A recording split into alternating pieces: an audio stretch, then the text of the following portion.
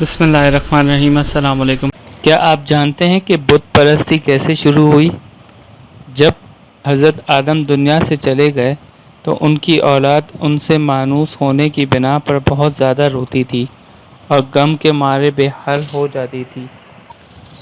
شیطان نے ان کے دل میں وسوسہ پیدا کیا اور اپنے باپ کی شبیہ بنوائے جو ان کی دلی تسلی کا باعث بنے۔ لہٰذا انہوں نے آدم کا مجسمہ تیار کیا اور روزانہ اس مورتی کی زیارت کرنے کو آنے لگے اور خود کو اس کے ذریعے تسلی دیتے تھے۔ کچھ عرصہ گزرا کہ شیطان نے ان سے کہا کہ تمہارا باپ آدم بزرگ و محترم تھے اور تمہارے وجود میں آنے کے سبب بھی تھے، اس لیے وہ اس لائق ہے کہ اس کو سجدہ کرو اور اس کی عبادت کرو، بلکہ ہوا کی بھی شبیہ بناؤ اور اسے بھی سجدہ کرو۔ انہوں نے ایسا ہی کیا۔ کچھ عرصہ گزرنے کے بعد لوگوں کے ذہنوں میں یہ بات راسخ ہو گئی کہ یہی ان کے خالق ہے، اور یوں رفتہ رفتہ بت پرستی بنی آدم کے درمیان رائج ہو گئی۔